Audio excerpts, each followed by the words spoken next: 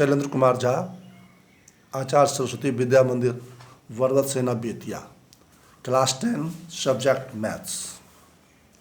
आज हम लोग पढ़ेंगे एक्सरसाइज 7.1। इसके पहले हम लोग कोऑर्डिनेट ही पढ़ रहे हैं और कोऑर्डिनेट का ही एक्सरसाइज का कुछ सवाल हम पहले वीडियो में बताए हैं। अब पहले क्लास में इसको हम बता दिए हैं। अब आज हम लोग एक्सरसाइज 7.1 का क्वेश्चन नंबर 4, इसमें डिस्टेंस फार्मूला का उपयोग ज़्यादा करना है।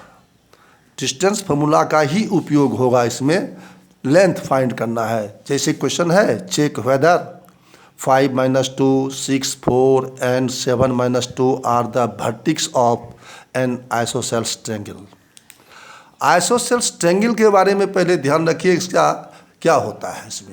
इसका 2 साइड इक्वल होता है, तो हम डिस्टेंस निकालते हैं, इसका साइड निकालते हैं। ट्रायंगल का तीनों साइड निकालेंगे और देखेंगे अगर 2 साइड इक्वल है तो वह आइसोसेल्स ट्रायंगल है। तो इसी तरह इसमें मान लेते हैं कि ये पॉइंट जो है, ए को हम लोग 5 - 2, बी को 6, 4 and 7, सी को 7 - 2 मान लेते हैं। और हम अब ए बी निकालते हैं डिस्टेंस फार्मूला पर, x2 - x1 whole square plus y2 - y1 का होल स्क्वायर के ऊपर स्क्वायर रूट, उस पर हम लोग निकालते हैं। ए बी का वैल्यू निकाले, √37 हुआ।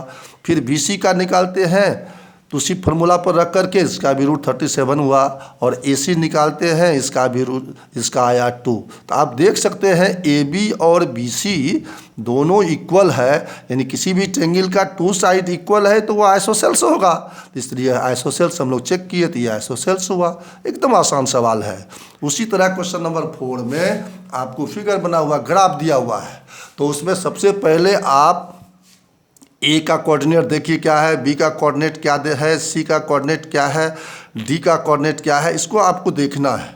तो उस फिगर में आप देखेंगे कि ए का कोऑर्डिनेट 3, 4 है, बी का कोऑर्डिनेट 6, 7 है, सी का कोऑर्डिनेट 9, 4 और डी का कोऑर्डिनेट है 6 और 1। तो हम लोग अब ए बी निकालते हैं, साइड निकालते हैं। ए बी निकालते हैं तो ए बी का वैल्यू निकलता है 3√2 यूनिट, और बी सी का भी निकालते हैं वही फार्मूला डिस्टेंस फार्मूला से, तो 3√2 इसका भी निकलता है। सी डी का भी निकालते हैं तो यह भी 3√2, और ए डी का भी निकालते हैं तो 3√2, यानी चारों साइड इक्वल हो गया। इसका ऑल 4 साइड्स आर इक्वल। अब हम लोग देखते हैं कि ये डायगोनल पर विचार करते हैं। इसका डायगोनल देखते हैं कि क्या होता है। तो डायगोनल भी देखेंगे ए सी और बी डी। ए सी को भी निकाल दे तो ए सी का डिस्टेंस फार्मूला से 6 यूनिट हुआ और बी डी का भी 6 यूनिट हुआ। तो आप देख रहे हैं कि इस क्वाड्रेटन में 4 side, all sides are equal and diagonals are equal, therefore it is a square. तो A B B C C D equal है और डायगोनल इक्वल है तो स्क्वायर होगा। इस तरह से उसमें दिया हुआ चंपा और चमेली, तो चंपा कह रही थी कि यह स्क्वायर है, इसलिए चंपा इज करेक्ट। फिर क्वेश्चन नंबर 6 में आप देखेंगे कुछ पॉइंट्स दिए हुए हैं क्वाड्रिलेटरल का, उसमें चेक करना है ये किस तरह का क्वाड्रिलेटरल है।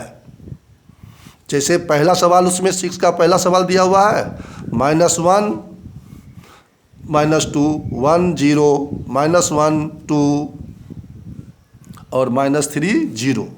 इसका सॉल्यूशन में वही मैंने कहा, सबको मान लेते हैं ए बी सी डी। ए का मान लिए -1 -2, बी का 1 0, सी का -1 2 और डी का -3 0। डिस्टेंस फार्मूला से निकालते हैं, ये फार्मूला है।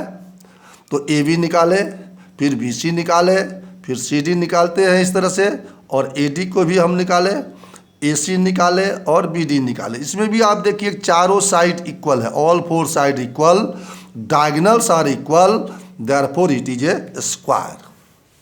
ऐसे ही क्वाड्रिलेटरल में हम लोगों को देखना है कि 4 पॉइंट दिया हुआ है, उसका साइड निकालना है और साइड्स के साथ रिलेशन देखेंगे कि ये पैरेललोग्राम है या रम्बस है या रेक्टेंगल है या स्क्वायर है। तो याद रखिए, स्क्वायर में ऑल 4 साइड इक्वल होंगे, डायगोनल्स इक्वल होंगे तो वह स्क्वायर होगा। अगर ऑल 4 साइड्स इक्वल है, डायगोनल्स इक्वल नहीं है तो वह रोम्बस होगा। अगर टू अपोजिट साइड्स इक्वल है, डायगोनल इक्वल है तो रेक्टेंगल होगा। अगर टू अपोजिट साइड्स इक्वल है और डायगोनल इक्वल नहीं है तो पैरेललोग्राम होगा। इस तरह से हम लोगों को चेक करना है इसमें। अब हम लोग फिर क्वेश्चन नंबर 6 का ही तीसरा को मैंने चेक किया, तीसरा को ध्यान देंगे। क्वेश्चन नंबर 6 का क्वेश्चन नंबर 3 में ध्यान दीजिएगा कि इसका भी पॉइंट दिया हुआ है। ए बी सी डी हम लोग पॉइंट ले लेते हैं, मान लेते हैं और ए बी निकालते हैं, बी सी निकालते हैं, सी डी निकालते हैं, ए डी निकालते हैं, ए सी निकालते हैं और बी डी निकालते हैं। इसमें आप देखिए ए बी सी डी के इक्वल है दो side, B C A D के इक्वल है, अपोजिट साइड इक्वल है और डायगोनल इक्वल नहीं है, इसलिए ये पैरेललोग्राम हो गया। आपको सबसे इंपॉर्टेंट क्वेश्चन नंबर 7 सबसे इंपॉर्टेंट क्वेश्चन है, इस पर ध्यान देंगे कि find the point on x axis which is equidistant from 2 minus 5 and minus 2 9।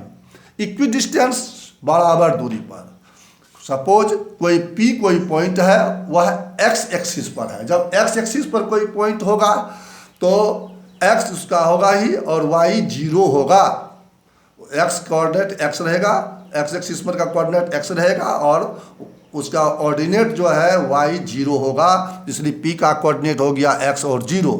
दो पॉइंट A और B मान लेते हैं जो P से समान दूरी पर है, इक्विडिस्टेंस है, तो PA इक्वल टू PB होगा और PA square equal to PB square लिख सकते हैं। फिर डिस्टेंस फॉर्मूला का यूज करते हैं, 2 माइनस, ये यहाँ ध्यान देंगे 2 माइनस एक्स यानी दोनों का x2 माइनस x1 पर whole square, y2 minus y1 का होल स्क्वायर। इसमें आपका ध्यान दीजिए पी ए ले रहे हैं, पी और ए ले रहे हैं, तो इसका देखिए मान लीजिए हम अभी इसमें मान लिए हैं कि 2 माइनस एक्स, ये इसी को हम लोग मान लीजिए ए को ही x2 मान लिए हैं, तो ये इस तरह से P A square P B square निकालेंगे।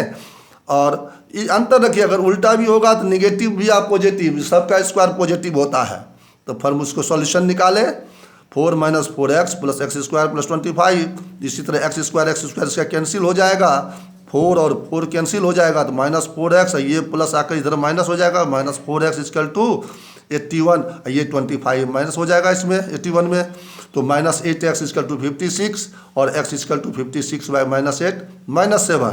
तो रिक्वायर्ड पॉइंट x का वैल्यू निकाल लिए -7, y का वैल्यू 0 है। इस तरह से सवाल बनेगा और आप इसको एक्सरसाइज बनाएंगे। नेक्स्ट सवाल जो है नेक्स्ट वीडियो में भेजेंगे।